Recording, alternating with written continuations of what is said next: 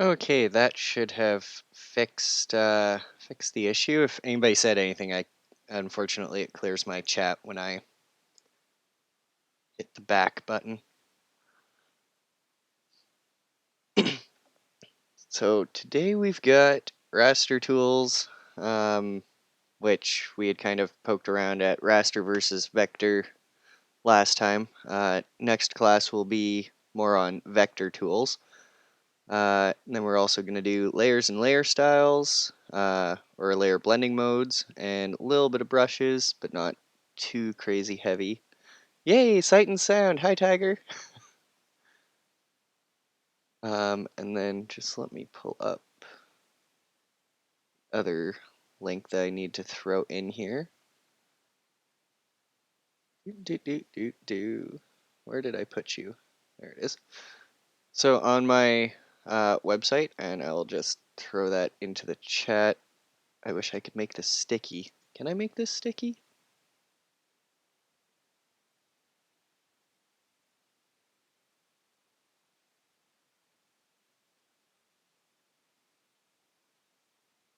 Apparently I can't.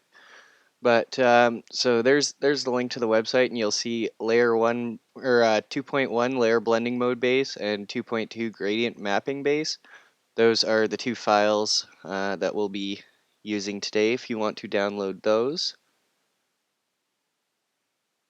And I feel like I'm probably going to have to put this in here a couple times. So let me put you right here in case I have to copy it over again.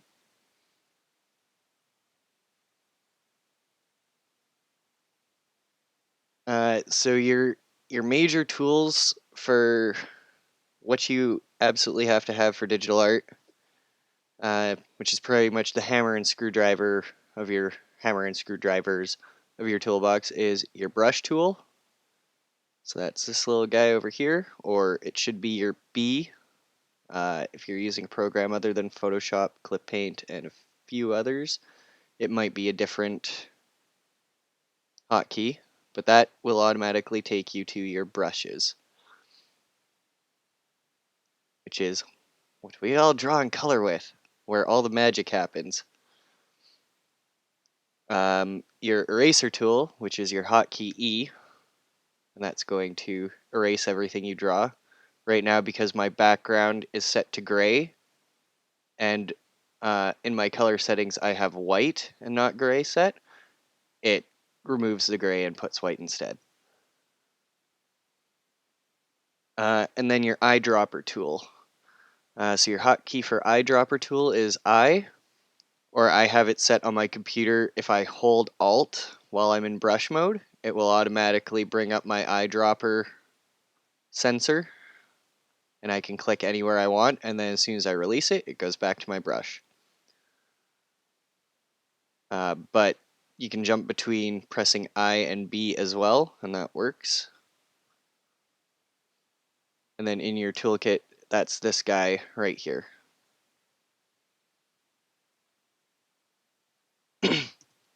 So we'll mess around with our brushes for a little bit. Now these here aren't going to be what you see standard, because I have downloaded quite a few brushes despite using very few of them. Here it is. Generally what you'll have is a hard round, and I should set it to something other than gray. If you find you're not drawing, that would be why. So you're going to get your hard brush, or you'll have your soft round, which is a little bit softer. And for my brushes, I have the period and the question mark set to enlarge my brush or shrink it. Some of the other ones, it's the squiggle bracket. I don't know what you call that. This bracket is your enlarge and shrink in some programs, because that's very helpful to be able to not have to click on anything. But if you need to, generally your right click is also set to adjust your size if you hold your right click and your hardness.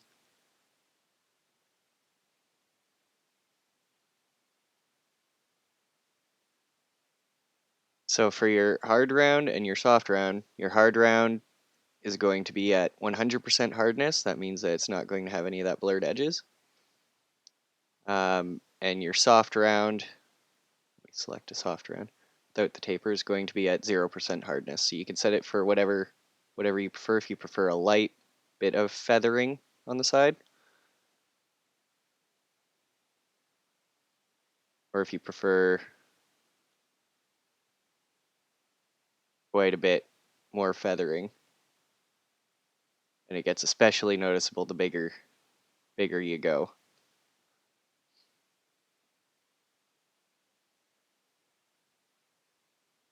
And if we go back to our eraser tool, you'll find that, let me close my folders for my brushes. You'll find that you have the same options. So you can have your hardness, your softness,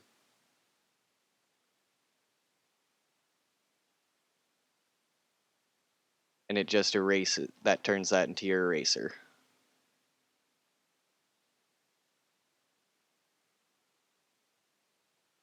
So I'm actually going to go back to my brush, hold my Alt key to get my eyedropper, select that, and then if you want to swap colors on the fly between your background and your foreground color, generally it's X. It's probably X in most things. And now suddenly, what was your foreground color is now your eraser color. Ooh, I'm still on my brush tool. So now I'm erasing to my background color because I don't particularly like drawing on white. I find it very, very hard on the eyes, very blinding.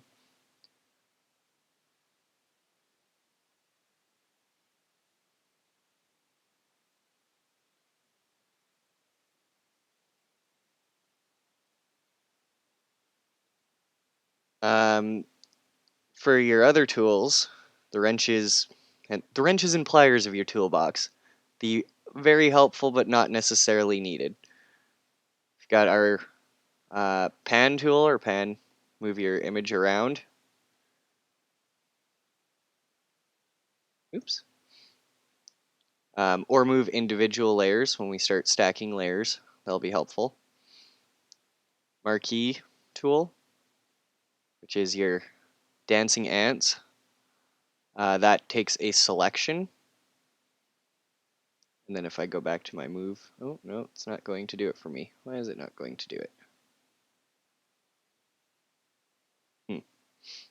Oh, probably because I don't have something else underneath it. Normally it would move. Let me do a really quick new layer just to show you guys what happens. So if I select my marquee tool, which is M generally, and then I select my move, it'll just cut that selection and I can put it wherever I want.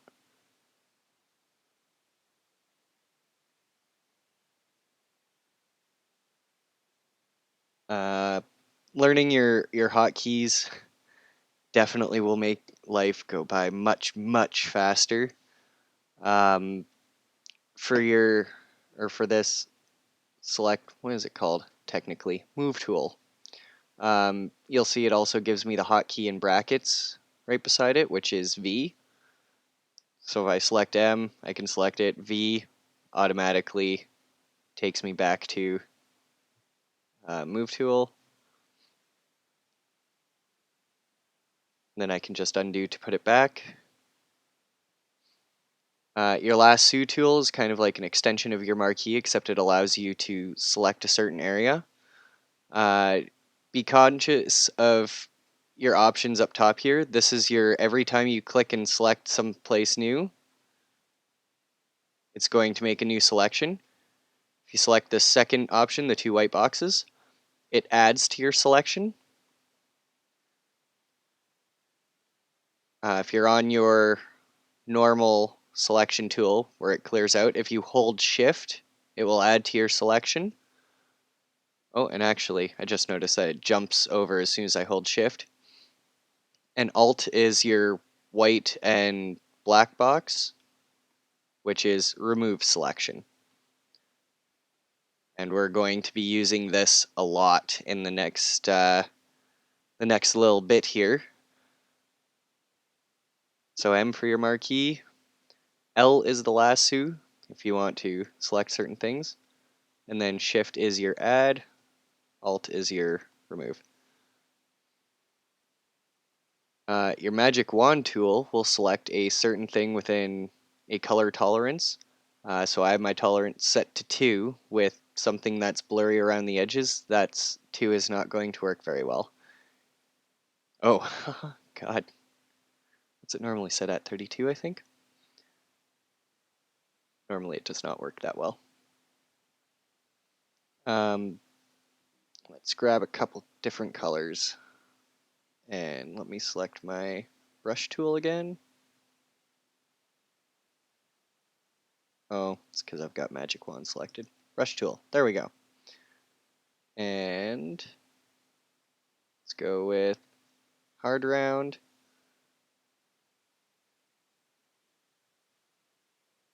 Throw an orange in there just to be very violently different colors.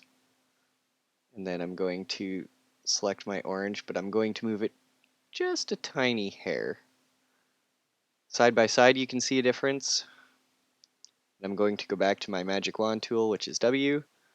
So I have my tolerance to 2. And as you can see, it doesn't select the very edges because it sees that as a different color. Because I had some color fade into the other colors. Same thing with the green. If I set this to 32, now it selects more of the color because it's saying 32 points off of this color is still considered the same color. Some programs, not all, will have this layer stacking. So it'll pretend as if your entire image with your different layers is one image instead of separate.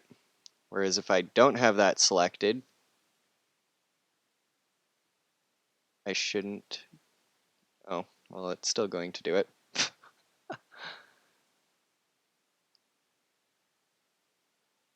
Oh, okay. Yeah, that's because I'm selecting. Okay, there we go. If I go to my background layer, it will count these top layers as part of the background layer. But if I remove that stack layer and select the background, it'll select the entire thing because it's only counting this layer.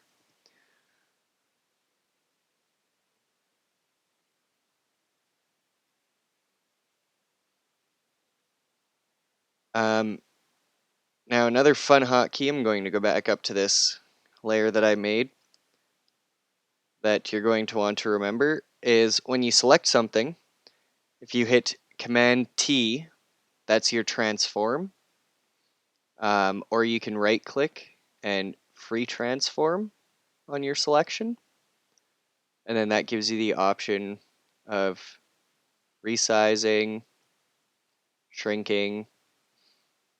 You can right click on it again, and depending on your program and your version of Photoshop, because I know the older ones didn't have this, you can select perspective, so it'll arrange things on a perspective. Move it to the side. If you hit escape, it'll just cancel the entire thing without saving. Let's go back to free transform. We can warp, and that allows you to select and move certain things, and you can get some cool effects doing that. It removed my overlap there, I see. We can distort things, so that's taking a corner and just moving it around, or even taking an edge and moving it around.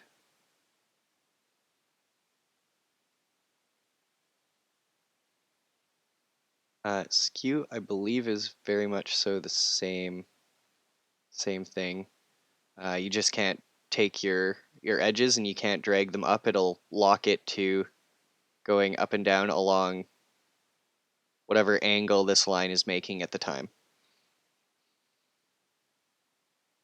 And then we've got our rotate, and you'll see it puts this little eye in the middle. This is your rotate point, so you can move it wherever you would like. And you can move it way over here and rotate it around that point as well. And then we have scale, which allows you to click corner and drag it. If you'd like to not, I believe it automatically sets to keeping your X and your Y the same ratio. But if you don't, if you just want to scale it up and down, if you hold shift, that removes that locking.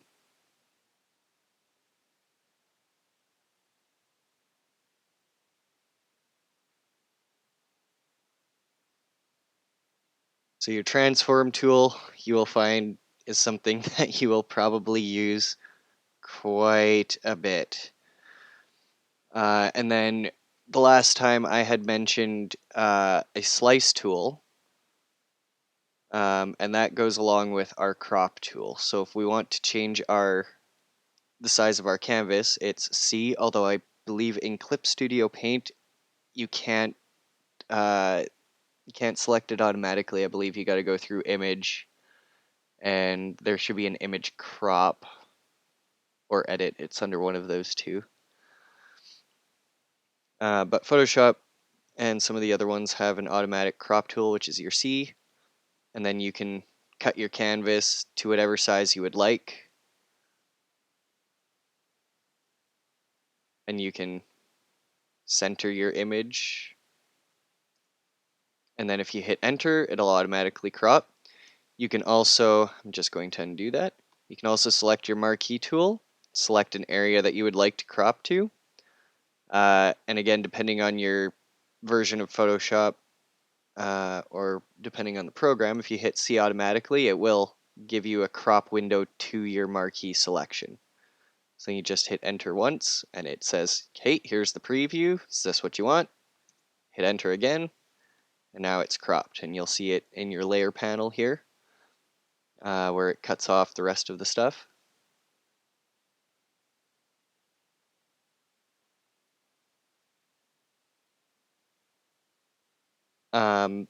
Now, you'll also see some of your tools have a little arrow at the bottom.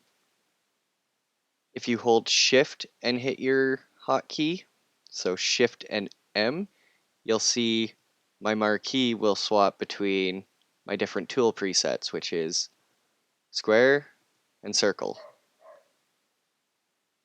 So now I can select a circle, or if I hold shift when I'm making the selection, it will make a perfect circle, no matter which way I go. It'll also do that with the square tool, so if I hold shift, it will make a perfect square. Your lasso tool also has a little arrow at the bottom. You can also press press the little arrow and go through your layer or your tool presets. I'm sorry. So your polygon lasso tool means you can just click on your 4 corners or 5 corners or however many you wish. And then when you go back, that is your selection, instead of freehanding it with the normal lasso tool. If you hit Shift L again, you'll see you have a couple different options that didn't show up there. I don't know why Photoshop is putting them as separate tools, or as a separate tool set down here. Old Photoshop CS, I'm trying to remember what version of Photoshop I was using. I think it was CS5 before this. Just put them all as one little drop down. So if we go into magnetic lasso tool, you'll see that it's now trying to find the edges of the tool after I select my start point, or it's trying to find the edges of my colors, and it's going to try snapping to that. And then when I go back to the beginning, or if I double click, it'll automatically go back to the beginning.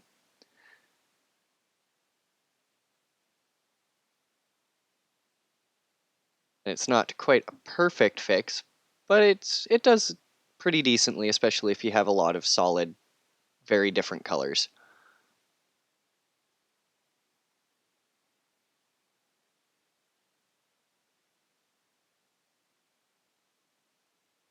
Um, can't quite exactly remember. Come here. Quick select tool. There is a quick selection. I don't use it very often, but you can click and drag on an area and it will try to assume what you're trying to select. Um, so that also works as well if you don't want to use the magic wand. Let me just deselect. If you ever need to deselect, you can right click deselect, or with your marquee wand or lasso tool, if you click over into this blank space on your around your canvas, it will automatically deselect. So yeah, the quick select tool, I can kind of click and drag around, and then it's going to go, oh, you mean you wanted this. It's like, yes, I wanted that. It assumed I wanted the entire layer, and that's okay. That will work.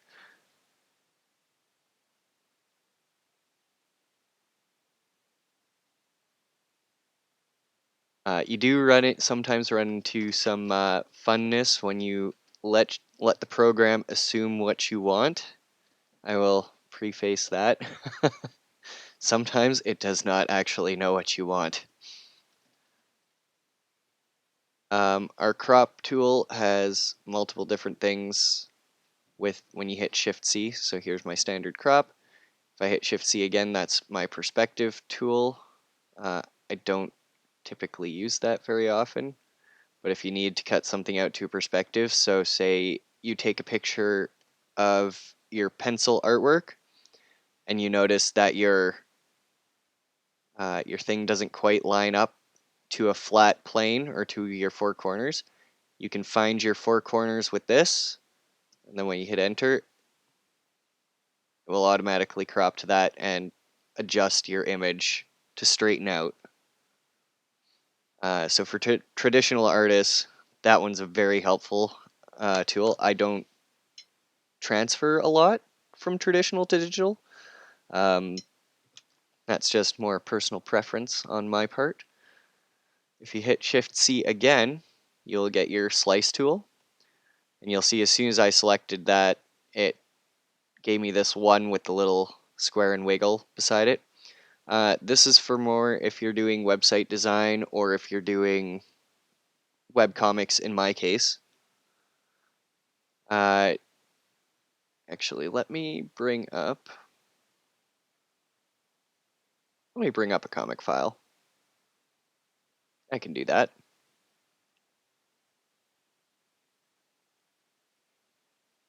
And let's do.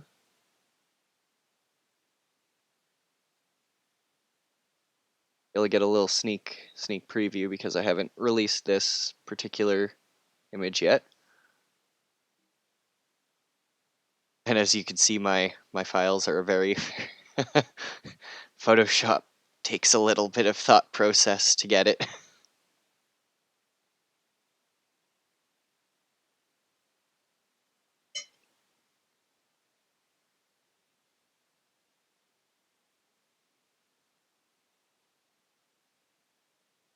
Oh boy, she's real thinking hard on this one.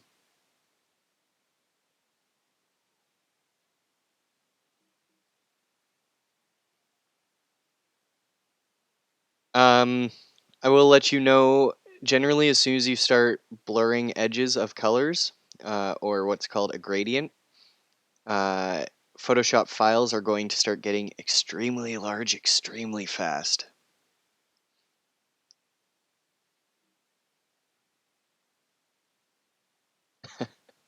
As you can tell by how long it's taking to open this file.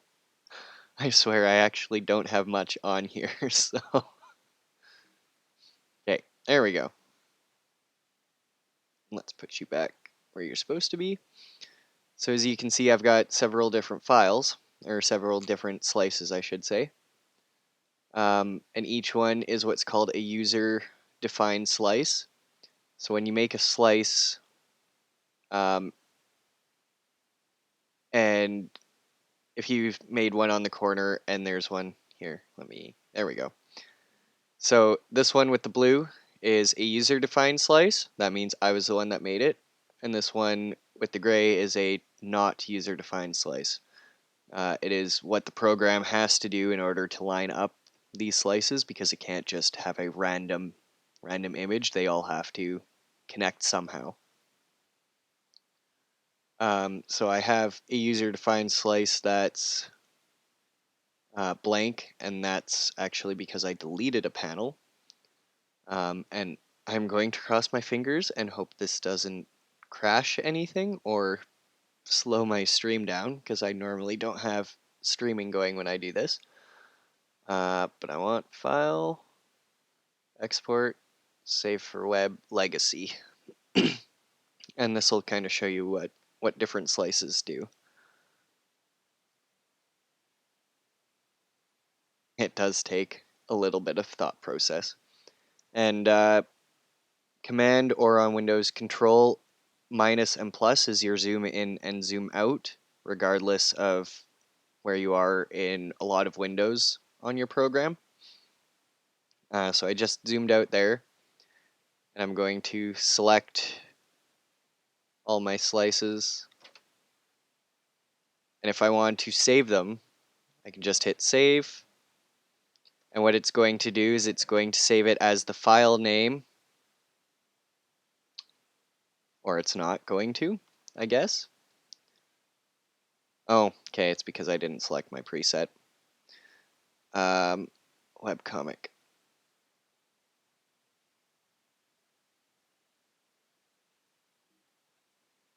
I don't know why it's not doing it for me today. Will you do one? Nope. Okay, I apparently have to update. But it would save under the file name, but a -1, and it would do one image for this, one image for this, one image for that, one for that, and so on and so forth. And you can, in Photoshop, shift click whichever ones you want. So if you want certain ones but you don't want other ones, you can do it that way and it'll highlight them in orange. This is also a good way where you can kind of see your differences between JPEG, PNG, because we briefly touched on that. And good old GIF. I don't think I've ever actually used WBMP for Windows bitmap. Okay, that's what that is. So you'll see when I select PNG8, it selects a color table. These are going to be the only colors that it will recognize, because that's how a PNG works. In order to make the file size smaller, it only uses a certain number of colors. So this will be the max amount of colors it will use. JPEG does smooth gradients, but is typically a larger file size. But I just prefer my JPEG a little bit better. If I was too much concerned about sizing, I'd actually alter my image size. So for comics, I have a width limit of 940. So it'll automatically adjust the width and height. Ooh, I didn't mean height, I meant width of 940. Huh, look at me go.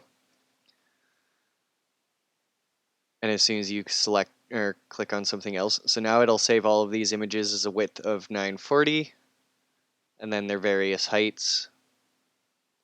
And it tells you what percent size of your original that is. So for me, that's 22.38% of my original size. You can set your maximum, your quality, blur. Well, hello, library. That's all good. You are welcome anytime.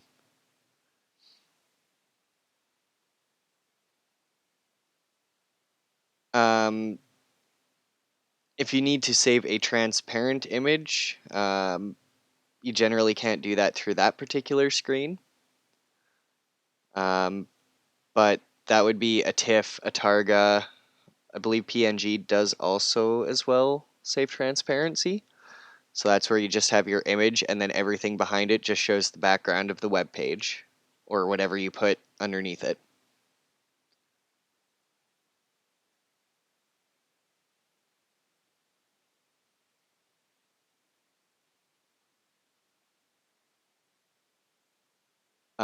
If you hit Shift C again, that's just your slice select tool. So it'll let you move slices above or below each other, promote, divide it. So if I promote this to a user slice, click on it, I can hit divide and divide horizontally into, let's say, 4 slices. So it'll automatically evenly space all my slices, and then if I were to save these images as separate things, they're all the same size. I don't have to worry about anything, just automatically does it. This works great for websites such as Tumblr, which if your image is too long, yeah, it makes a lot of details very, very, very hazy. So what you can actually do is you can put a bunch of different images separately and it'll be higher quality across all 4 images, which is a little bit backwards, but hey, it works.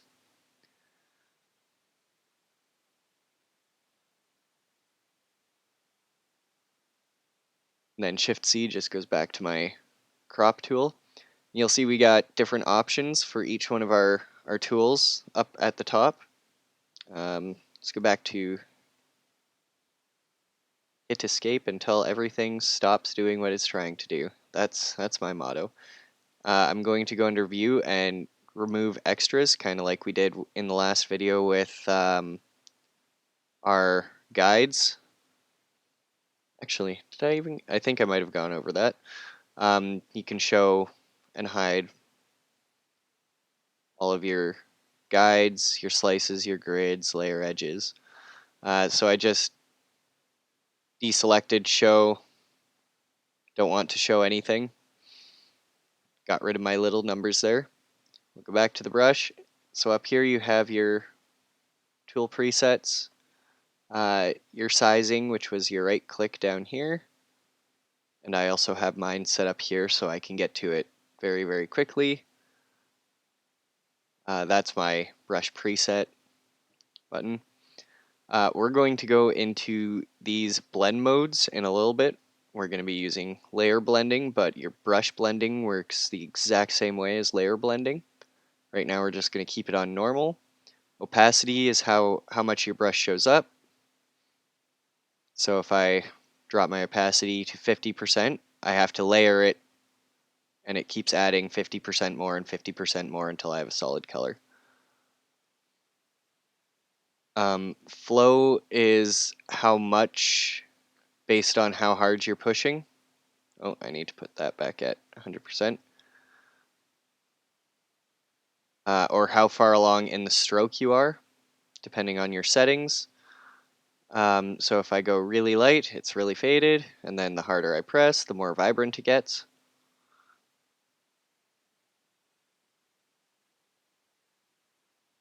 A lot of programs aren't going to have smoothing, but so instead of, if you find your lines are jaggedy, if you have a smoothing option, it will automatically start rounding off some of your lines for you.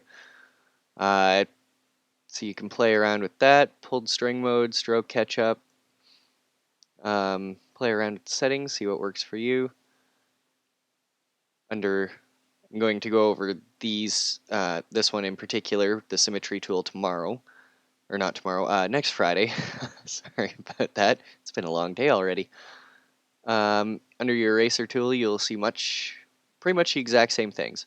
I generally have my eraser set to a 50% flow. It's my preference. We'll go over more exact opacity, flow settings, what all of these fun little things mean in the 4th class. But you see this one allows me to do a little bit more smoothing. So I can try to make it jaggedy, but it's going to try to smooth it out for me.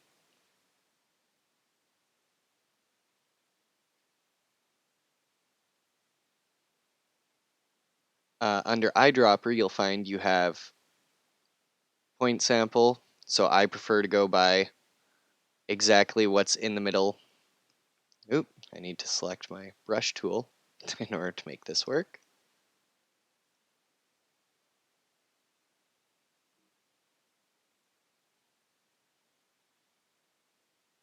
So I prefer to go by my exactly where I am with my little point tool. If you're using a mouse, sometimes it's a little bit easier to take your 3x3 average, so it'll take 3 pixels by 3 pixels, average out the color. You can go 5x5, 11x11, 31x31.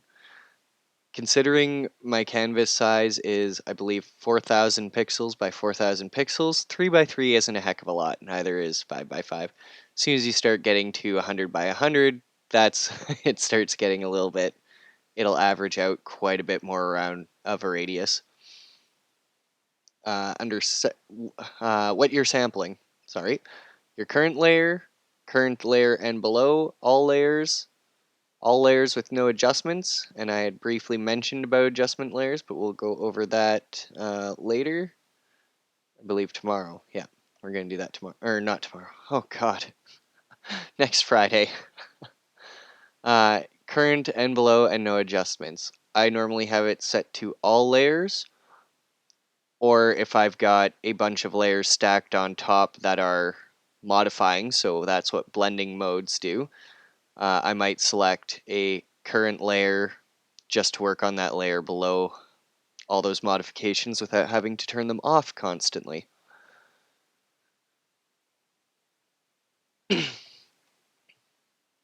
um, Marquee, you'll see you have feathering and anti-aliasing, so that's kind of assumes where instead of going a hard jagged line along pixels, it's going to try to smooth them out.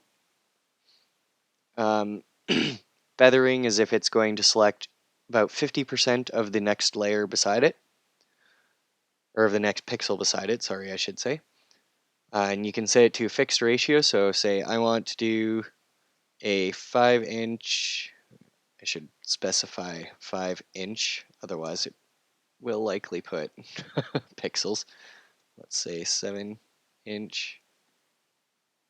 Yeah, see, it's putting 5-inch. Why are you not letting me do the thing?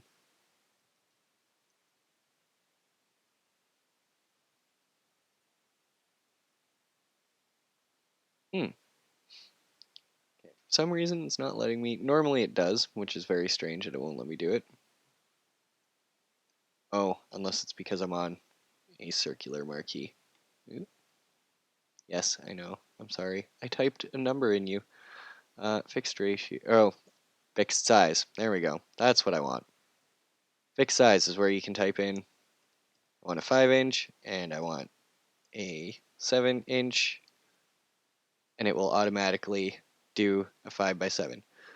Fixed ratio is if you want it to be a 1-to-1 ratio, or if you want it to be a, let's do, since my screen is 16:9, let's do 16:9. So no matter where I put my marquee, it will always do a 16:9 ratio. And if I click these little arrows, it's going to reverse that, so it's going to do 16 or a 9x16.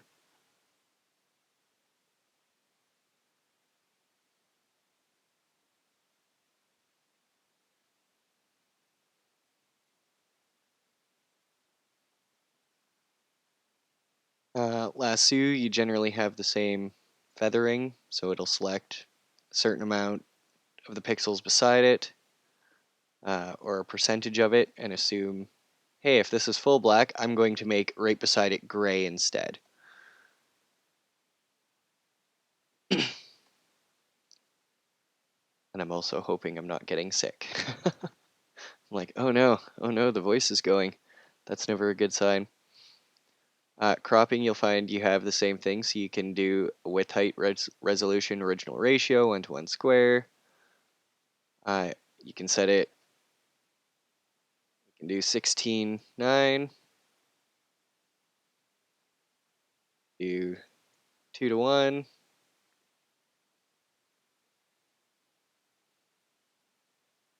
Your width, height, can make a new crop preset if you want. Some of these are for specific image sizing, so 10K or 1K, 92 ppi. I don't generally use straighten, so I'm not entirely sure what straighten means, but that might be. This was your little rule of thirds, grid, triangle.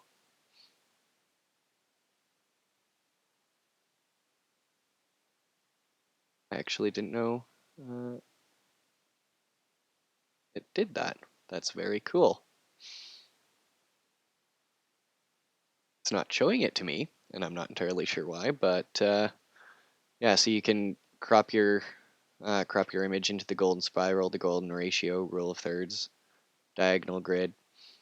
Although now I want to show me all. Let's see if this works. Aha, there it is. Okay, so it's trying to find the golden spiral in the image. There it is. And when I do the illustration course, the start to finish illustrations in, when did I say September? September, we'll go over stuff like rule of thirds and all that fun stuff in the golden ratio, or the golden spiral, golden ratio. That was cool. I actually didn't know that did that. Now I'm going to turn all of you off because I don't want to see all of you. Turn off extras. Oh, it's showing me layer edges. Show none. Thank you.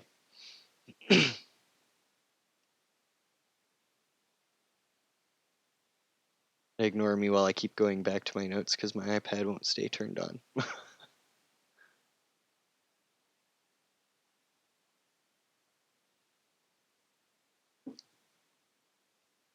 And then our other one that we're going to be using quite a bit of, oh, and I still have my fixed ratio on. I don't want fixed ratio, I want it to be normal. I'm going to select this and I'm going to delete it. The other one we're going to have is our paint, or that we're going to be using a lot of, is our paint spill bucket, or our paint bucket, which is G hotkey. So I can select any color I want and fill that area. If I select the marquee tool, make my selection, hit G for my paint bucket, and I can spill it in just that area. I can do the same with the lasso tool. Oh, and I've got my magnetic lasso on right now. Let's put it back to freehand. So I can select an area, hit G, and I can paint spill into that area. If you're connecting edges, I do generally say click twice because that sometimes it will leave just a little bit of an edge because of how you have your tolerance set usually. It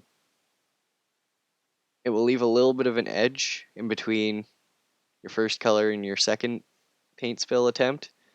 We don't usually want that. I've got all my tools messed up. There's my magic wand tool, so then now I can select all that if I so chose. Now if we hit Shift G, we're going to get our, I don't want that one, I want gradient tool. So your gradient tool allows you to select either a foreground or a background color, or a foreground transparent, or you can set whichever one you want, and then you just click and drag from a corner, and it will start filling that area. Because I have this on my foreground transparent, it's not going to automatically fill the stuff back there. But if I put it on foreground background, it's going to automatically reset based on which direction I go, and it's going to use my background layer to fill everything. They give you rainbows. I apologize, this is going to be quite blinding. And then you'll see we also have, I'm just going to go to one of these funky ones. You'll also see we have a circular one, so you can go from the middle out. And if I were to do that with my foreground, let's do my foreground only, and let's put back on that orange. So if I go from the middle of whichever circle I want,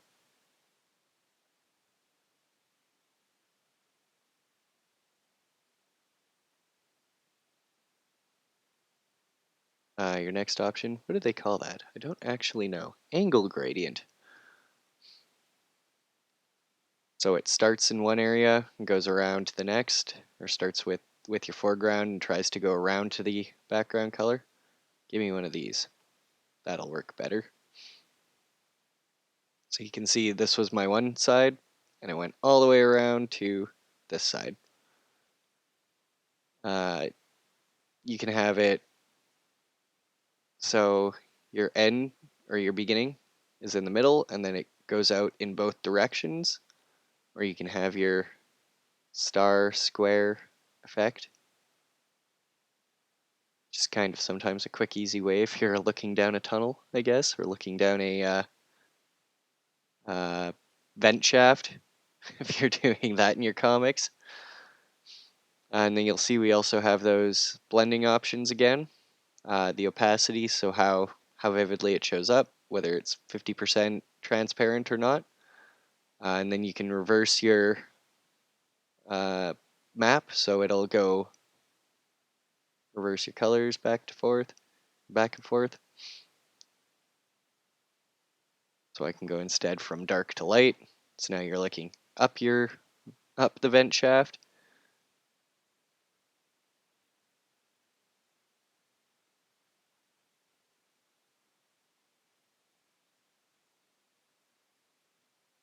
Toggle gray. Oh, Okay, so apparently that would disallow my gradient transparency. And then reduce banding, so it wants to smooth it out a little bit more. You'll see sometimes when you do, especially with a black to gray gradient. Oh, no, it's not going to do it on that one. Oh, actually, it does it quite smooth. That's not too bad. Sometimes you'll see banding going around your, almost looks like somebody had drawn circles between the different colors. That's sometimes you don't have the resolution required in order to make the smooth transition from one color to the next. So the more extreme your color difference is, the more it's going to struggle a little bit with that.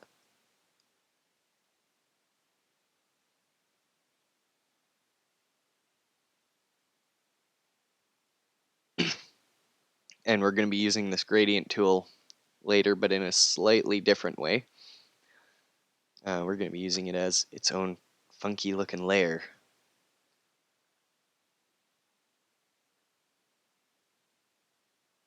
So far, does anyone have any questions? Because I can't see how many people or who's watching at all. So let me know if anybody... Oh, let's see, that's what happens when I just randomly select. If you need to select your entire area, that's Command or Control on Windows, A, and then you can delete, and that just deletes everything that's on my layer.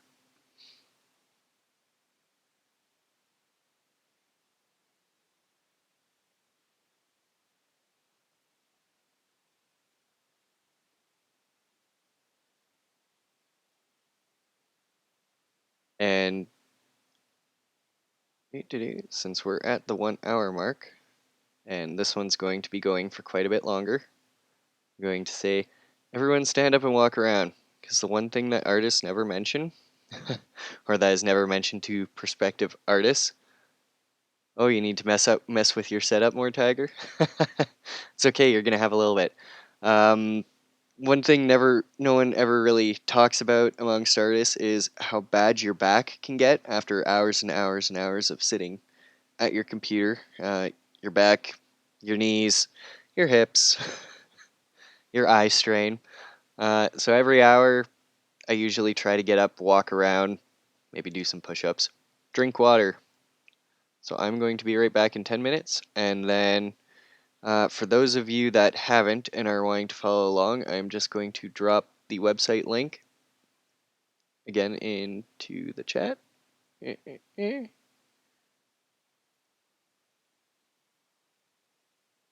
And then that is, if you scroll down, you'll see layer 1 blending mode base and gradient map base, and we're going to start messing around with that. We're going to work on the 2.1 layer blending mode base, which you'll see is a line art image of my character Deus here. And I'm actually just going to show you how to click and drag him straight into your Photoshop. So it's super easy. Just click, drag, and you'll see that little plus sign. It might be slightly different on Windows. I don't know. Somebody might have to correct me on that. And then Photoshop's going to do its thinking, and then it's going to plop it in there. And then, like before, if you hit that V key, once I have it selected, there we go. You can move it around, put it wherever you'd like. And I will be right back, and then we'll start getting into fun stuff.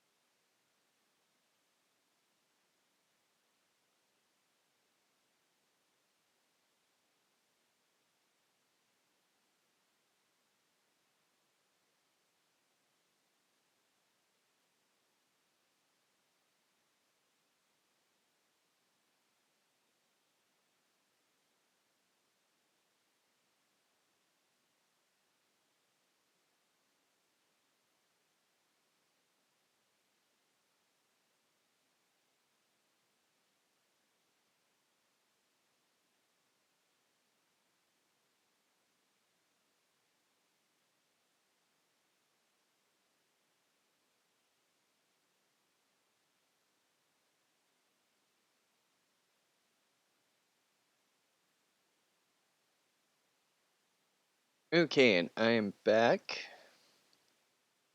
Everyone got some water in them. Water, soda, whatever your prerogative.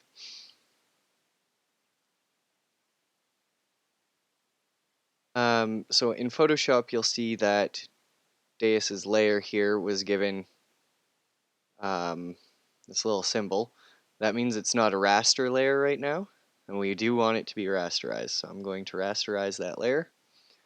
For those of you who are not using Photoshop, sometimes you can't quite just drag and drop it into your program. But you should be able to open it with your program as its own thing, and you'll see it's all on one layer. Um, you can right click and duplicate layer, or you can make a layer from background. I'm going to duplicate it, which in Photoshop is Command or Control Windows J. And I'm going to select my background, and I'm going to delete it, and it wants me to fill it with background color, which is exactly what I want to do. So now we've got our line art layer. And if you double click on your layer name, you can name it. So we'll name this one line art. This is where we get into fun with layers. So usually most programs will give you symbols similar to these.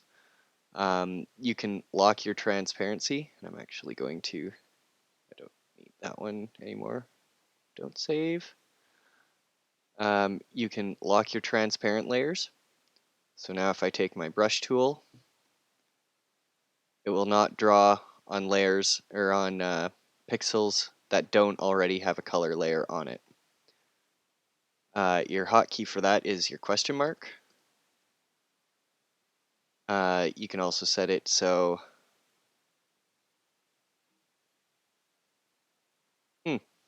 that's supposed to lock your painted layers and leave your transparent layers, but apparently it doesn't do that anymore.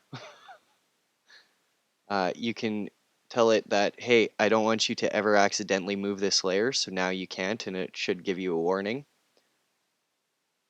that you have locked the movement on it, but you can still draw on it. Undo a bunch of times. There we go. You can set it to lock transparency and lock movement. Artboard is a Photoshop kind of Photoshop thing. I'm not going to get too much into that one. And then lock all, so now you can't do anything on it, and your program should give you an error every single time. That's handy if you don't want to accidentally mess up one of the layers that you've worked on. I'm going to unlock him, and I'm going to move him back to center. So now you'll see we have these fun little blending mode options.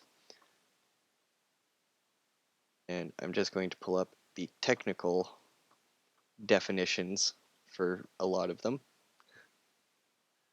Because, oh man, if I could remember the technical definitions, I know what they do off the top of my head.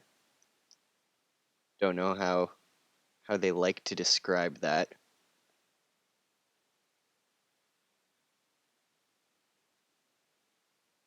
So the ones we're going to be mostly focusing on are these darken, multiply, uh, linear burn, darker color, light and screen, color dodge, those ones, overlay, soft light, those ones. Those are the three sections that we're going to be focusing on. And generally, those are the three that you're going to be using the most for digital art. So what darken does is it looks at the color information in each channel, which I can open our channels. So it takes the color information on these RGBs and selects the base. So the base is the one behind it, and or the blend color, whichever is darker, and makes that the result color. So you'll see it takes all of my grays and it takes all of my whites and it pretty much gets rid of them. So what multiply does is it does something very similar, but it's only going to do white, and it's going to add on top. So if I have my bright orange color and my layer is set to multiply, you'll see that it comes out a more dusky orange because it's adding to that gray. If I make a new layer on here and I set it to multiply, over top of white, it's not going to look any different, but it would over top of other colors because it's multiplying the color information. Color burn is it's going more on your hue and your saturation. So now I believe that's red. It's getting quite a bit more red. Yeah, so it's moving over on the hue, the saturation. Linear burn and darker color. It decreases the brightness of a lot of it, so it's going to make it darker. And you'll see that especially because I was using a pencil tool, so the edges of my lines are actually a gray. It's just so small you can't see it. Makes them quite a bit darker. Then multiply color burn.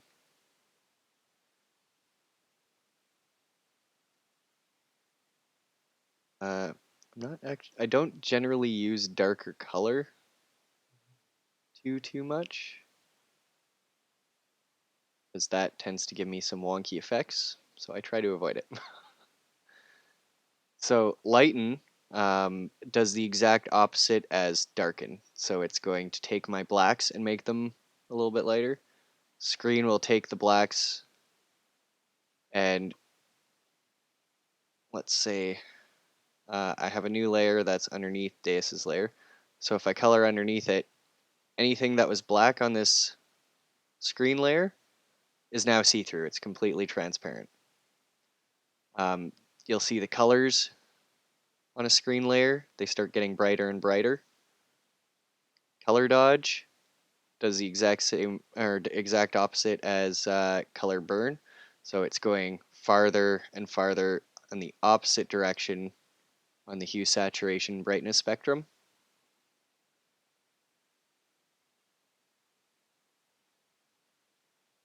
An overlay we're going to get into a little bit later.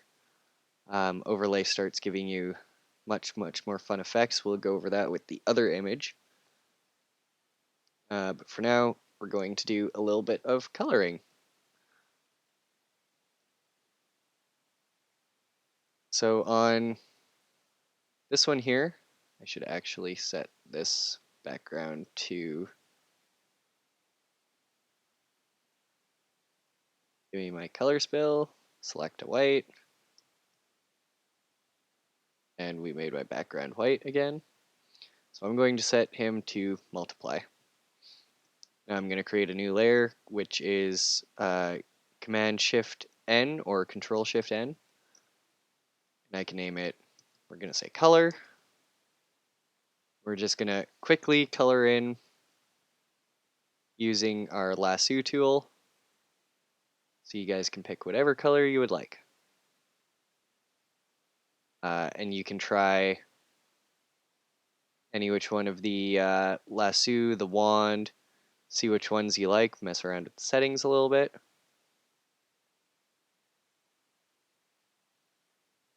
And I'm just going to do this fairly messy.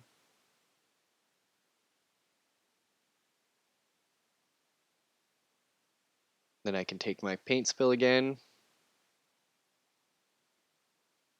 select a color layer, fill that, and you'll see that my line art, anything that was white, is now transparent. So it lets all my colors show through while still keeping all my lines. I'm going to select kind of the hair. And I'm okay going over top of the skin that I have been doing.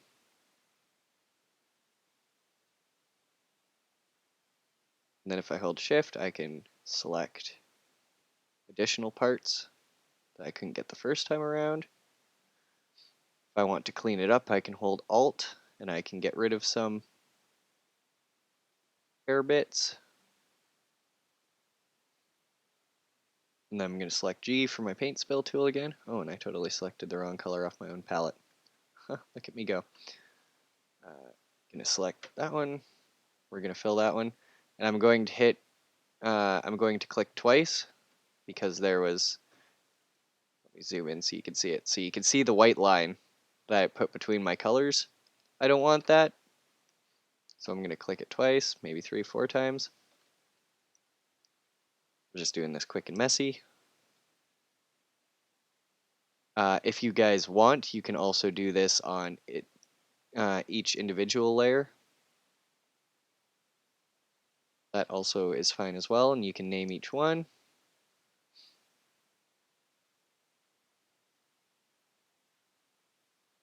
And yeah, have fun. Make them whatever color you want.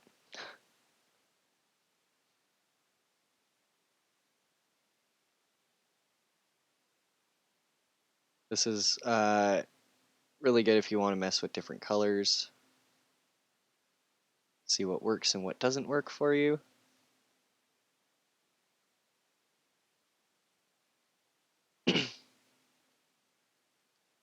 Okay, so now that we've got our base color layer, we're going to start messing around with our multiply and our screen layers. So I'm going to select, oh no, I'm not going to select it.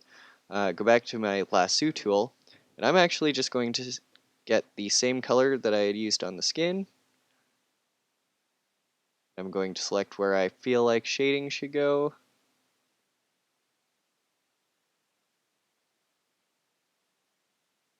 Because we're going to go into multiply, which makes things darker.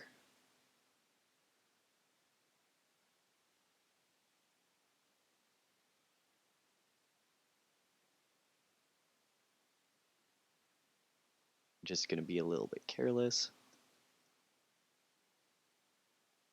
This is fun, quick. I'm going to make sure my layer is set to multiply before I do anything, and then I'm going to just paint spill over top. Now you see that ends up very, very dark, so you can mess with your opacity, drop it down to whatever you want. I need to start selecting stuff and deleting them. You can try your color burn layer, see what that looks like. I'm going to name this layer multiply.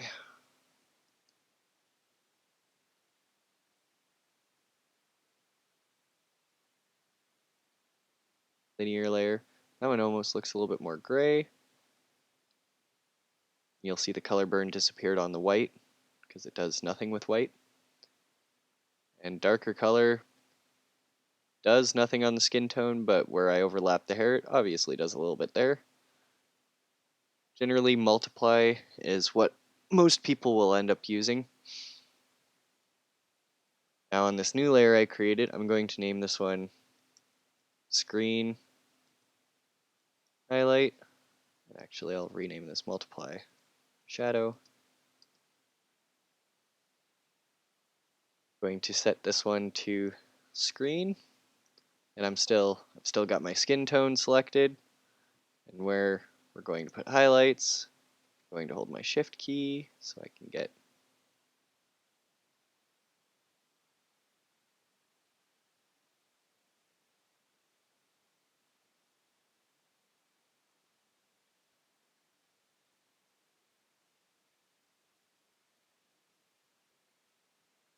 like my paint spill, and you'll see things start getting very bright very, very quickly.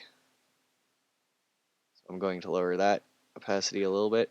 That's your basics to cell shading, is what that's called, where you've got your very hard differences between your shading.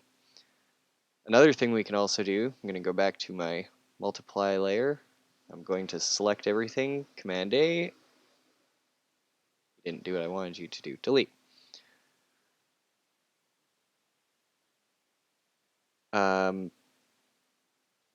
Skin layer.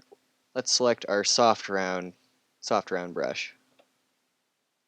And I'm going to make my brush big. So you can paint it straight on like that, if that's your preference. This would be what we call soft cell shading.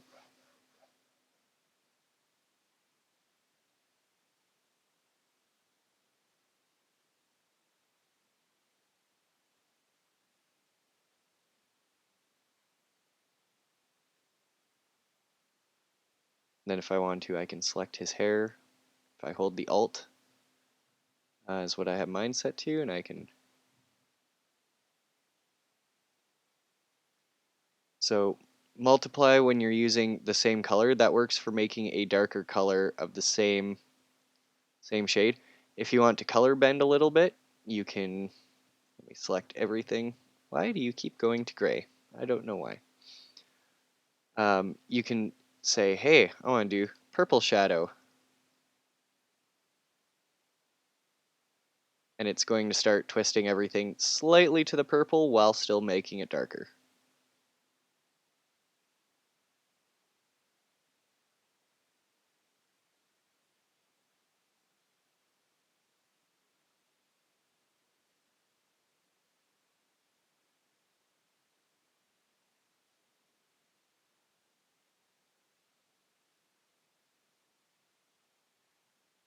We could try various other things. Color burn, darken.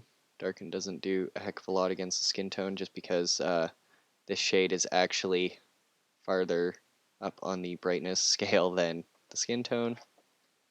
Or if it's a little bit darker, it's not darker by very much.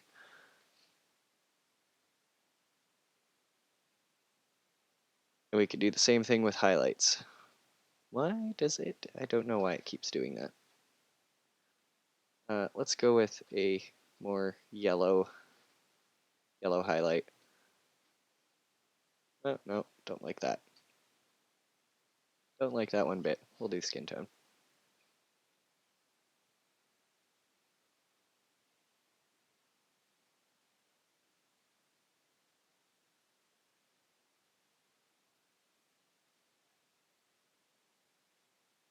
We'll do a little bit of hair.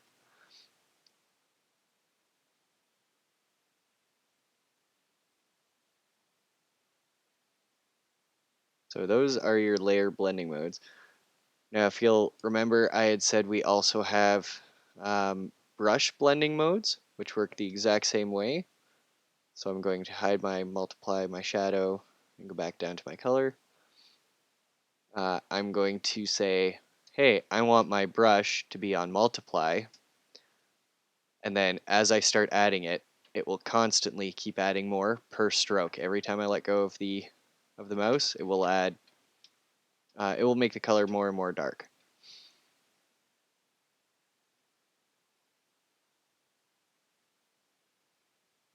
If I went to the, up here, if I went to the screen and I have the same color selected, it's going to make that color more and more light.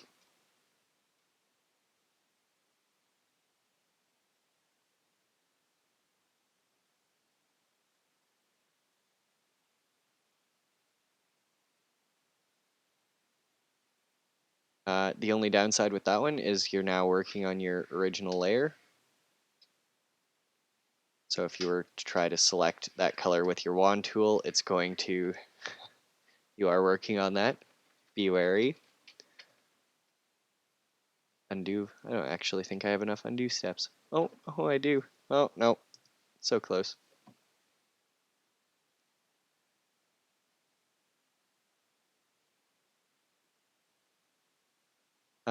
You can duplicate your layer. Keep your original as you, if you would like, and you can name it flats. That's generally what a lot of artists will do, is we'll have a flat layer behind everything, so that way we can quickly select certain color things while still working on the layer above it.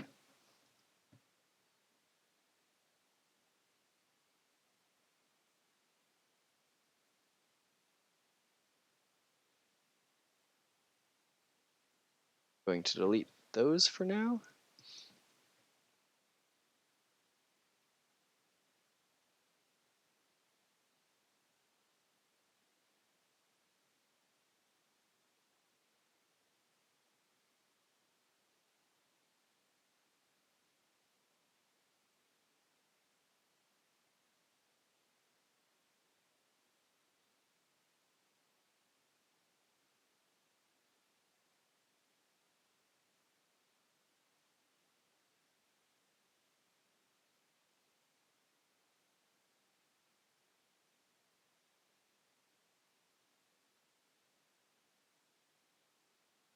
Now another thing that works really well is what's called you can right click on your layers and you can turn your layer into a clipping mask. So if I wanted to make my multiply layer,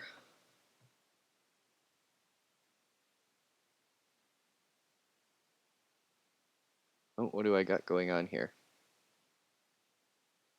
Oh, okay, I have a little selection up here. That's what happened. Watch out for that. Photoshop and probably all the other programs like to get you.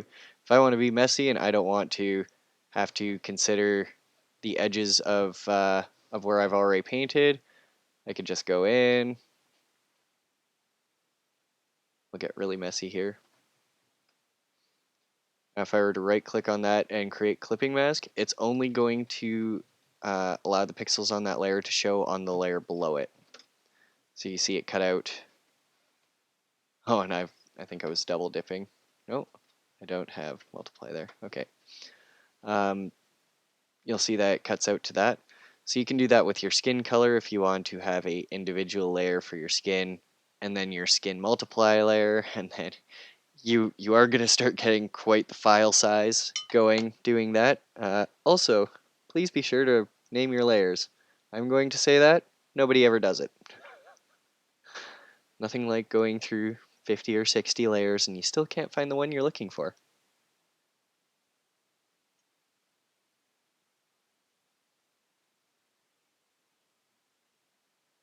And then just to kind of give an example, we'll do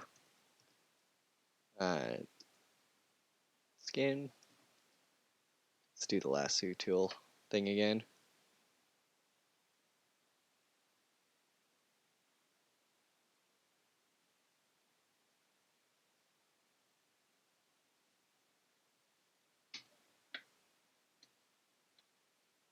And actually, since I'm going to do multiple layers, one for each, just to kind of show you guys what happens.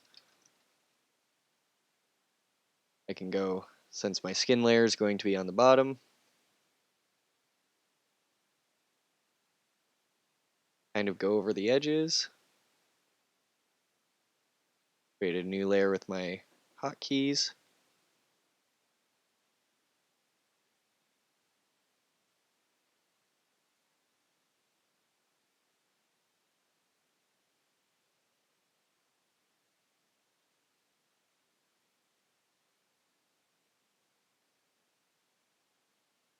Do, do, do, do, do, do.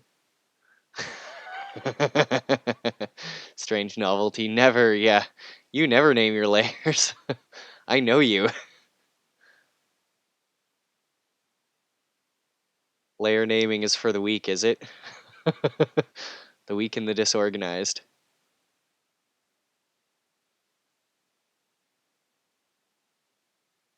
Make that one my hair color.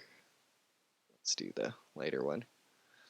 So you'll see that it's covering the stuff on the layer below it. We'll do one more. We're gonna do some facial features.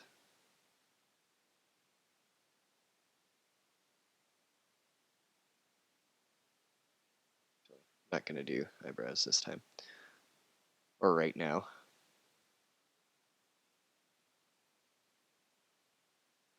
And then my hotkey, if you remember, is question mark to lock my transparent layers. So now I can kind of just select the irises. If I held the shift key, that would help me out greatly. Going to throw the eye color on there. You'll see it didn't go over.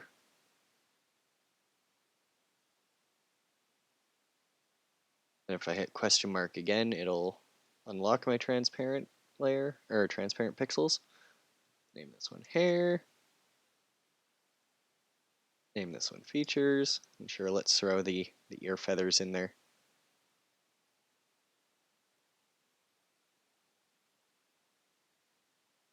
And you guys don't have to use the drawings I provided you. You can definitely use your own.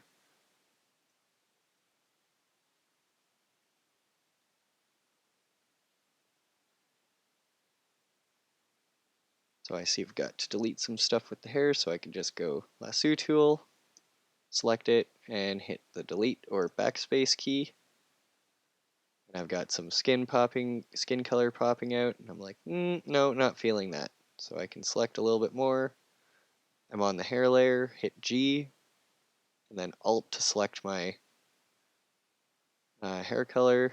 Then I'm just going to fill that little bit up, fix that up quite a bit. I see some white sticking out from under the skin, so I'm going to, or between the skin and the hair. So I'm going to fill that in.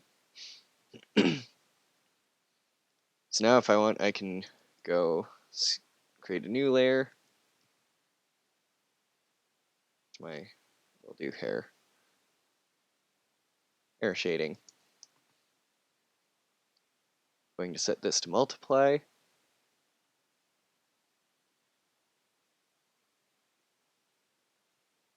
And because I haven't clipped my layer yet, it's just going to go all over the place.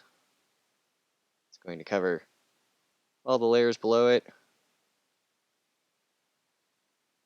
But because it's underneath the features layer, it's not going to cover this part.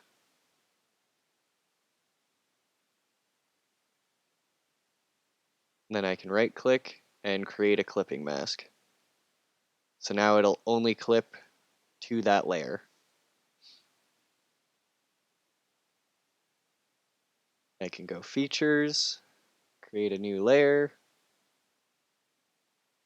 Let's go multiply.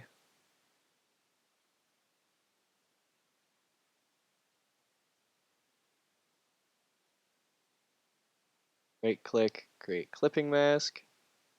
It'll only clip to those. And then you can keep adding if you want, or if you need to erase some.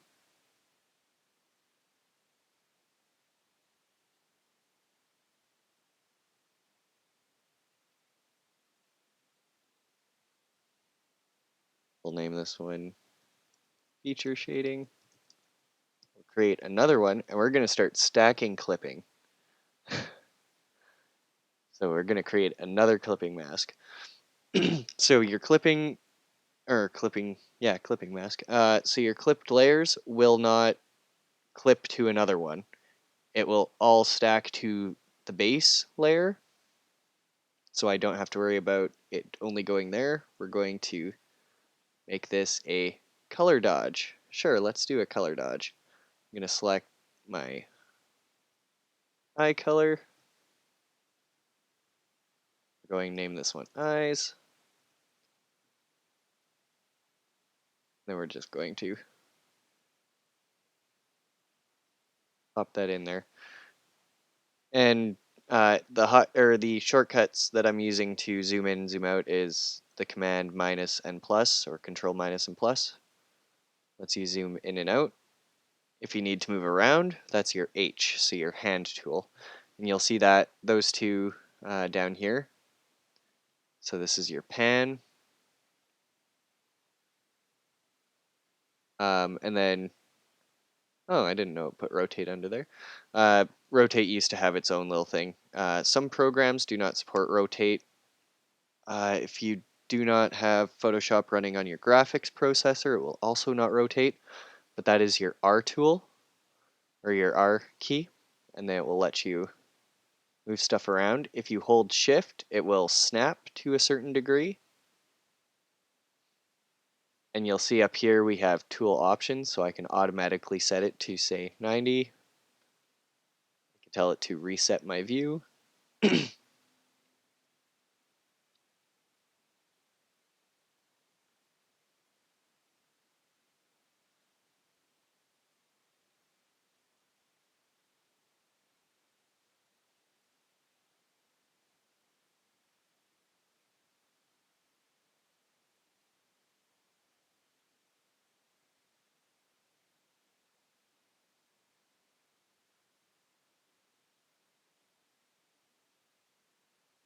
So there is your quick and dirty on layer blending modes. Any questions so far?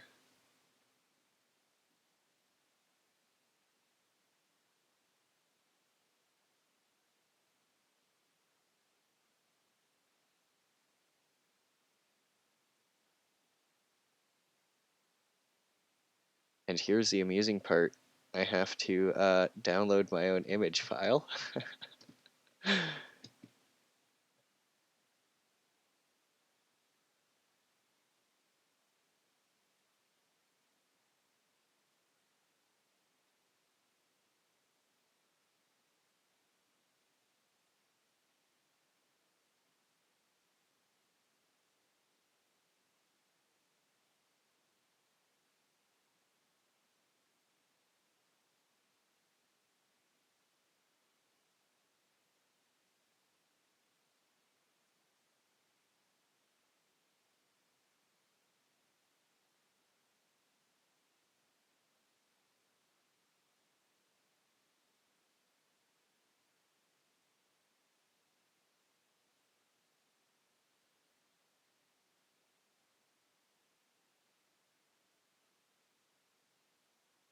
Oh, and apparently my internet does not like that at all. Oh, no, I will just have to track it down. Put it in there without putting it on my desktop, because that's just how I roll.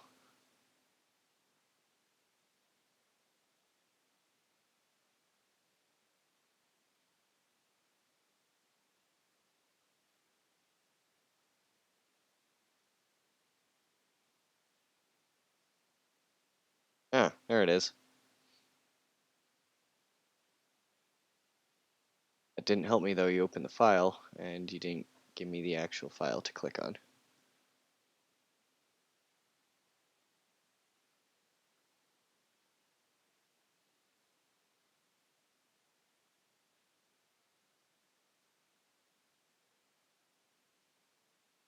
Save? Yes, if you do not save, things are going to go a little bit funky. You'll also notice when I hit save once it eventually loads, because I've added layers, and this is technically still a JPEG file, it's going to redo it as a PSD file because JPEG does not support layers. So yeah, there you see my PSD. I'm going to have to name this number 2.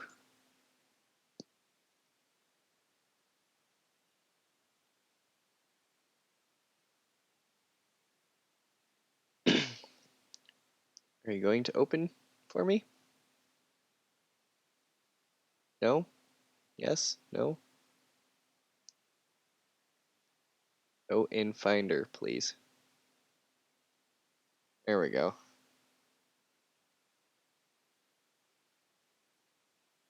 Aha.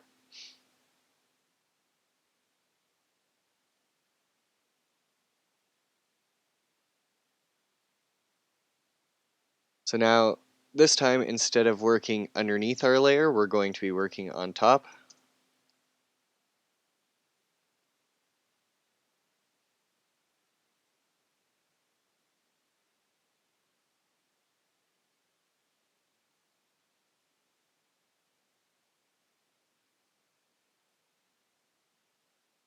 This is where we're going to start getting into our overlays,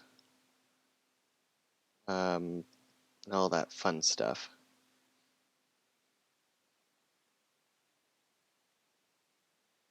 So I'm going to create a new layer and just automatically set it to overlay. What overlay does is it multiplies or screens the colors depending on the base. So because my base is grayscale, this is going to allow us to add color. So I'm just going to take one color, and I'm actually just going to paint spill it in there just so you can see what happens. So it's got nothing to multiply on black because black is 0. White is 100. So I don't have anything that's pure white in here, this right here gets, oops, pretty close. But it's not quite white. Otherwise, it would show up as just pure white. So you do have to watch out for that. White will eat your overlay layers. We can throw this brown on, drop it a little bit. You can kind of get yourself a sepia painting going. If you throw on blue, you can get that nighttime hue.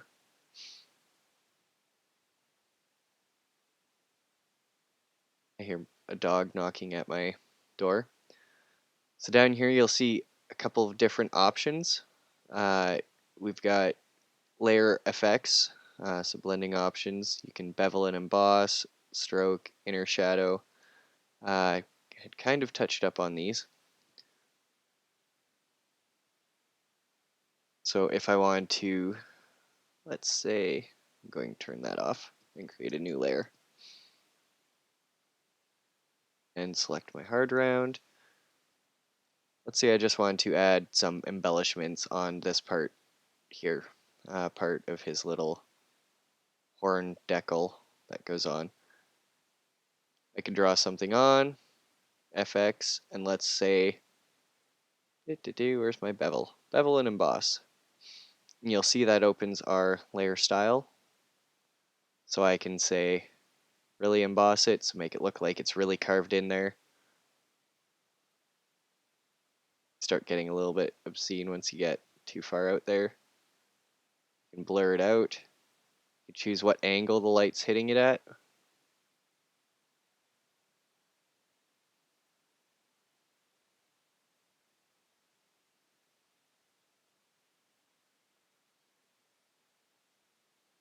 I don't know why it keeps doing that. I must have messed up with something in the settings. Let's say I want to show you what the stroke key does.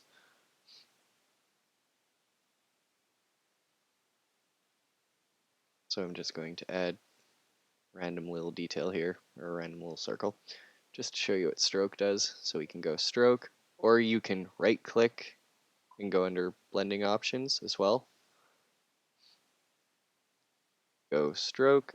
So what that's going to do is that's going to try to add a black line. Because I don't have a solid shape, it's not going to work very well.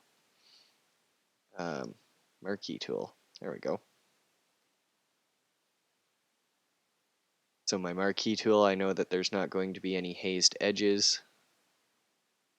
Blending options, stroke, and the line is actually so thin you can't see it, but it's there. Oh, that's too big. There you go. So now you can see how it's taking that color and it's making a line around it. That works great for speech bubbles. And you'll see it has its own blend mode as well. So you can say, hey, I want a green line, but I want it to be screen instead. And it's going to make it very bright. Or multiply. Overlay.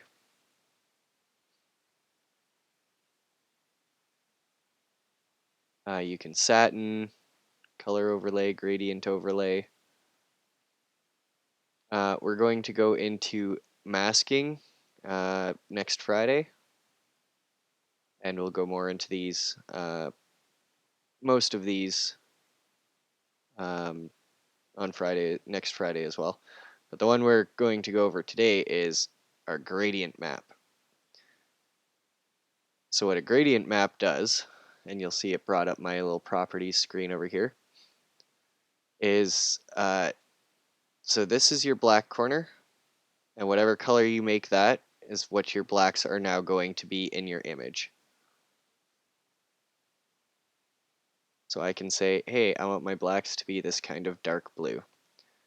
Cool. So that kind of looks like our overlay layer that we had going there, but now I can say, why are you not? Oh, that's because I still have this color selected. So if you select a point somewhere down below your layer, it's going to say between this black, this being 100% black, this being 100% white, This shade of gray, we're now going to make it a different color.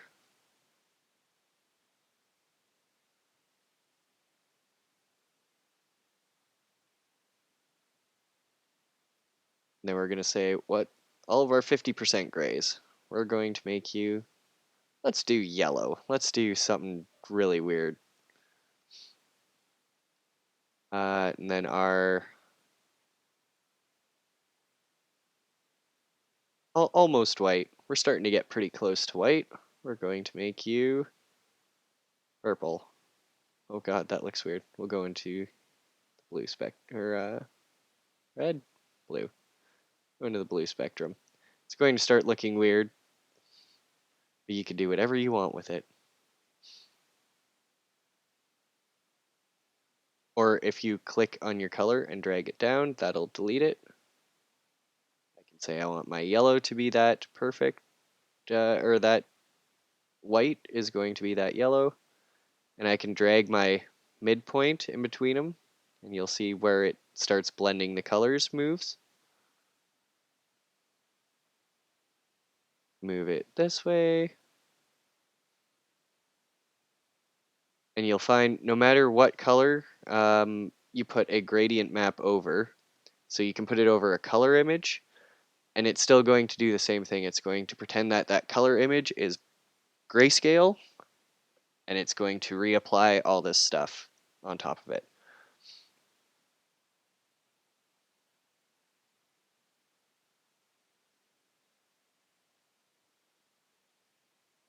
So now I want you guys to pick your colors. You can color next.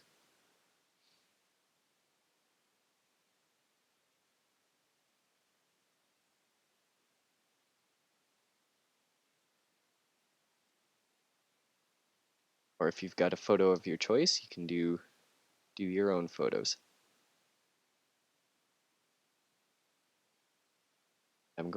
You'll see the gradient map works on every layer below it, including the little doodles that we had done. So I'm going to remove that.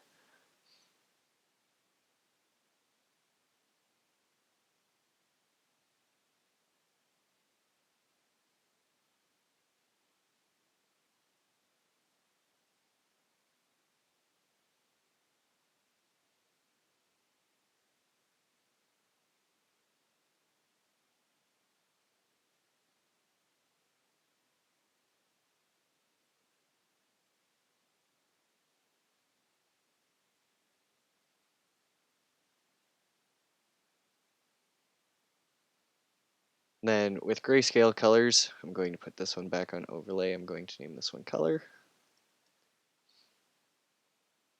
We can do an entire picture like that if you so chose. And a lot of artists will do grayscale paintings this way, and then they'll start painting over. Where's my skin tone?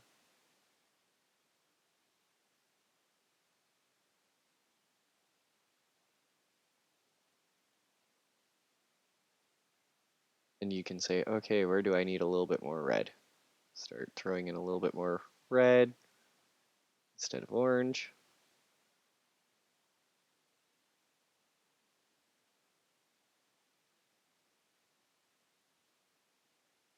Fun random little fact, beards tend to have where you get stubble, you tend to get a blue tinge. Very light blue tinge. And this is where I'm going to go into my eyedropper options. So I'm going to select current layer because I don't want it to be selecting the grayscale. I just want it to be selecting my colors. That way I can keep mixing them properly. Now every time I hit Alt, it's only going to select this layer that I'm working on. I could say, well, I know personally that's a little bit too much orange.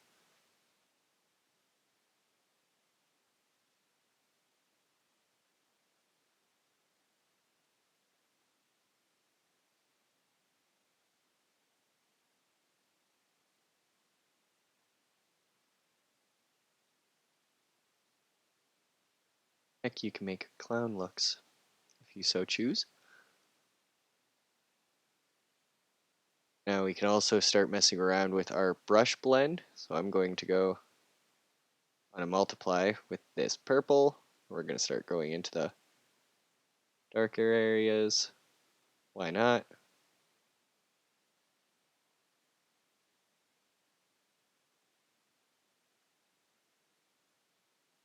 Maybe change it to an overlay. We'll start stacking overlays.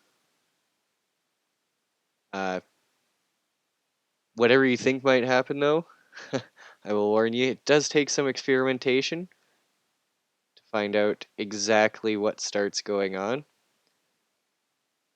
And if you'd really like to tweak some stuff, Photoshop, Clip Studio Paint, Paint Tool Sci, believe Paint Tool Sci has an adjustment where you can adjust your hue saturation. Like I said, I'll go over these a little bit more later. So I can slide it along the hue scale, and that's going to take all of my colors and move them in different directions. It'll -4 on the hue scale, or it will +4 to all the colors, plus whatever I want it to. If I think it's got too much color in it, I can say, oh, hey, I want you to go back a little bit more to grayscale. If I don't think it's got enough color, I can bleed more color into it. If I think it's not, or yeah, if I think it's not bright enough, I can start adding more white, or I can start removing white. No, if you start removing white, you have to start adding saturation, or it will start going back to gray.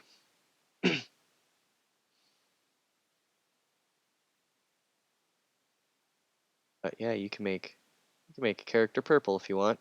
Go green. Go Hulk mode.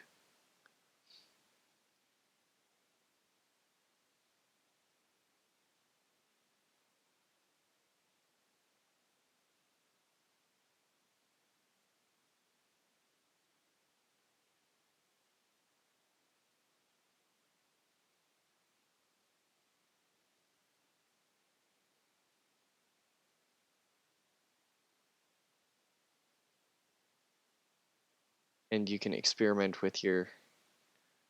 I don't ever recommend going with dissolve. Dissolve randomly recolors certain pixels based on. Yeah, it's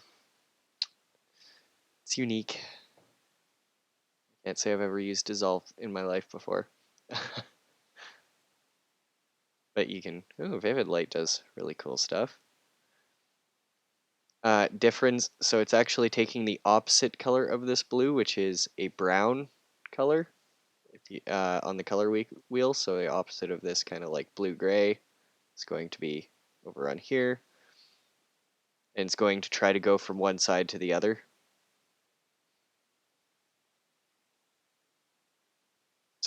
It's subtracting all that blue, so again, it's leaving us with that brown. You can slide things on the hue, saturation, color, and luminosity.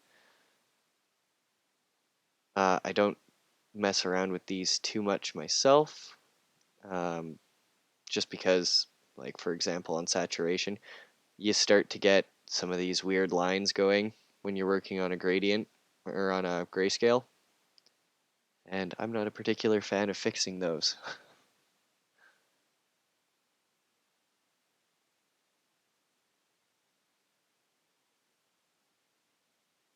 Let's crank that back up to 100. Oh, the one I had liked before at 100% opacity is not very nice.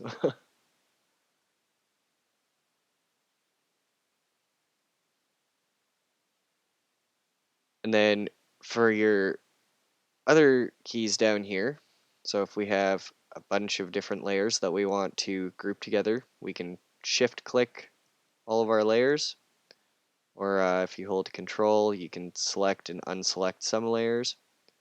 And then your little file folder here will allow you to group them all together. So you can, especially if you start getting a bunch of, say, skin layers, you can name them skin. Or if you want to group all of your character layers together, you can do that. And you can start grouping multiple things together. Name your groups. Strange novelty. You'll see there's a key for creating a new layer. And that's the Control Shift N. I keep trying to remember the Windows one. I'm too used to Mac, so I say Command. I apologize. And then you have your delete. If you don't have anything selected and you hit backspace on your keyboard, it will automatically delete the selected layer or groups of layers, or you can just hit the garbage can. Clip Studio Paint, I know for some reason you can't just hit the delete key and delete stuff. Never! Yeah, yeah, you. Name your groups and name your layers. Especially if you have to hand this file off to somebody else, or they will hate you. Um, when you work on a team project, name your stuff, or somebody will put super glue on your keyboard. Is some of the shenanigans I distinctly remember working in a group setting.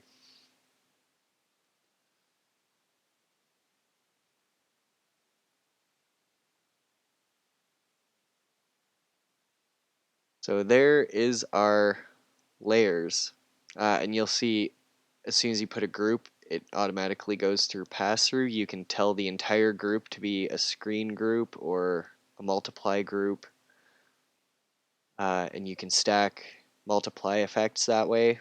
So it'll multiply color and then multiply another color and then multiply another color.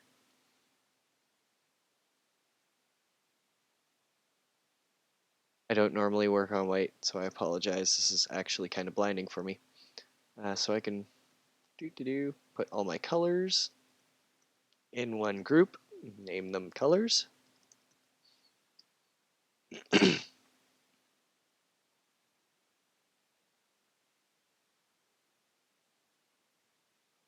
Actually going to close you. Sure, save.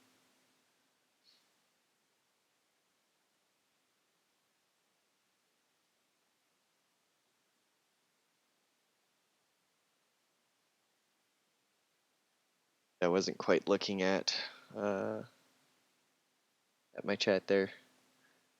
Still no questions? Because this is about the end of it. I actually got it done quite a bit quicker than I thought I would. I was like, oh god, this is going to take forever.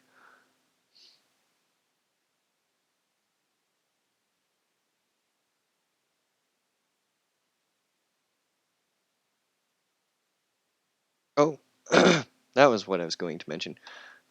So for Procreate, you can, this is specifically for Procreate, and I'm going to see if I can transfer my, It helps, yay! We transfer over these images that I had made. Select. You're gonna have to give my Macintosh a second because it's about to freak out.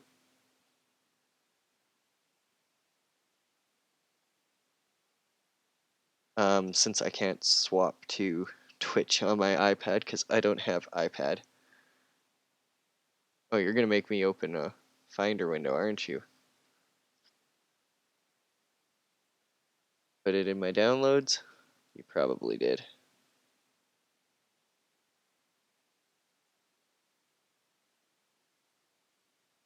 No, just give me my window. I accidentally select millions of stuff all the time. Okay, there it is. Photoshop, I need you to go down here for a second, please and thank you. Because I specifically wanted to touch on reference layers in Photoshop. This is going to be or reference layers in Procreate. This is going to be very brief because I'm still largely experimenting with Procreate. But if you make a line layer and you right click on it and you turn that into your reference, when you click on your color and drop it in there on any layer below it, it will automatically use that top line layer as your reference layer, and it will only fill in there as opposed to fill the entire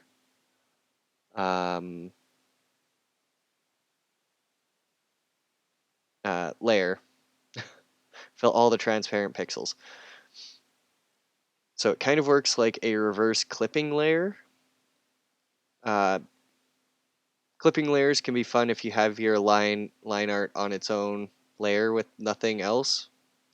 And I can actually, let me pull this one up. I can actually show you a little bit of fun with clipping layers. So I have just my line art on its own layer. So there's no white pixels. And I can make my new layer. Let me name this. I'll name this one color lines. So if I make a clipping mask on a line art layer, I can now make my I can make my lines a different color. So if you see people who do those funky line color effects, this would be how they do that.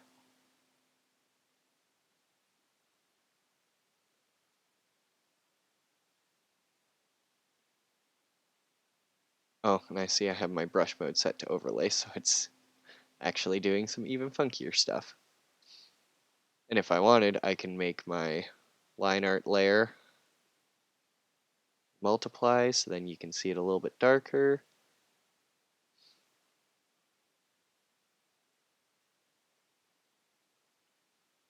So have some fun with layer blending modes and clipping.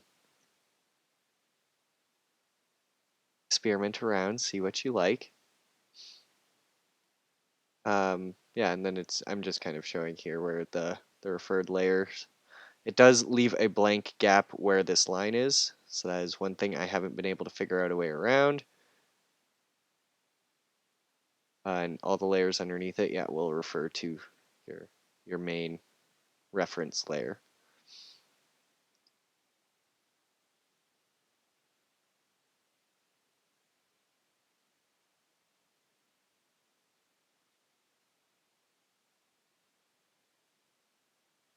And if there is no questions for the day, I will probably end it there. I am still working on the issue with the video not showing up on my website. Still talking to the hosting owner to see if maybe it's just a problem on our end. I might have to go over there and and do some more coding messing because I'm not sure if it's on my end with the website or on the hosting end with share permissions. And then I will also at some point in time get around to typing up all the notes from the videos. So for the dry technical stuff, if you just need a quick reference, you can just look it up really quick on a notes layer if you haven't been taking your own notes. And then the other one that's coming up soon is I do have a Ko-fi account specifically for the live streams. So for those of you who would like to donate, if you don't want to become a monthly Patreon, it'll be a $3, I think is what they set me at automatically, which I'm like, I would have much preferred to set it myself, but okay. For those of you who do want to become a Patreon, I can either drop the link or it will be on my website, and that gets you access to my Safe for Work Discord channel. And yeah, that one's a $2 monthly fee. Otherwise, yeah, everything's going to remain free, and I should have these videos up as soon as I can figure out how to make them work.